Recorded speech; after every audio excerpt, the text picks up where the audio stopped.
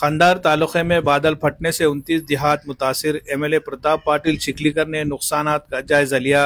जिला नांदेड़ के खंडार तालुके में बुध की रात से जारी तूफानी बारिश और बादल फटने के वाक़यात ने शदीद तबाही मचाई है।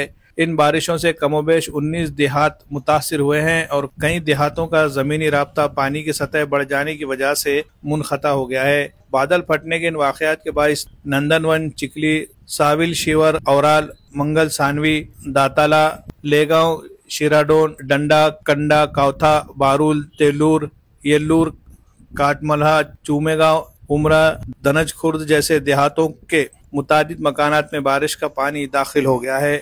इन देहातों के मकीनों को शदीद मुश्किलात का सामना है। लोहा असम्बली हल्के से ताल्लुक़ रखने वाले एनसीपी अजीत पवार ग्रुप के एमएलए प्रताप पाटिल चिखलीकर ने आज इन नुकसानात से मुतासरा इलाकों का दौरा किया और मुतासरा खानदानों से मुलाकात की। इस मौके पर उन्होंने रियासत के वज़ीर आला देवेंद्र फडणवीस, नायब वज़ीर आला अजीत पवार और वज़ीर ज़राअत दत्तात्रेय भरने को बज़रिए टेलीफोन इन हालात से आगाह किया और नुकसानात का तफसीली जायजा पेश किया। उन्होंने हुकूमती सतह पर फौरी इमदाद और बहाली के काम को शुरू करने की अपील की। हुक्काम ने फिलहाल सूरत हाल का जायजा लेना शुरू कर दिया है और मुतासरा इलाकों में इमदादी कार्रवाइयों की मनसूबाबंदी की जा रही है।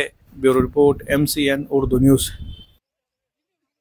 कंधार आणि लोहा तालुक्यासह जिल्ह्यामध्ये मोठ्या प्रमाणावर अतिवृष्टी होत आहे। अक्षरशः ढगफुटीचा प्रकार या ठिकाणी झालेला आहे। आपण हे सगळं दृश्य पाहू शकतो आणि सगळ्यांना माझी विनंती आहे आपल्या माध्यमातून की घराच्या बाहेर कोणी पडू नये। नदीकाठच्या लोकांचं स्थलांतर गावकऱ्यांनी स्वतः करावं। शासन त्याच्यासाठी अग्रेसिव्ह आहेत।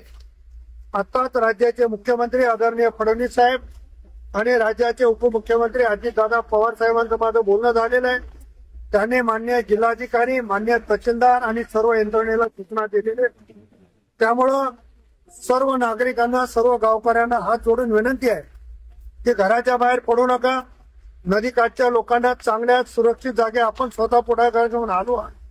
जनावरं सोडू नका आणि शाळा बंद करण्याच्या सूचना मान्य शिक्षणाधिकारी देत आहेत, तेव्हा शाळेमध्ये मुले पाठवू नका अशा पद्धतीची विनंती माझी आपल्या माध्यमातून सर्वांना।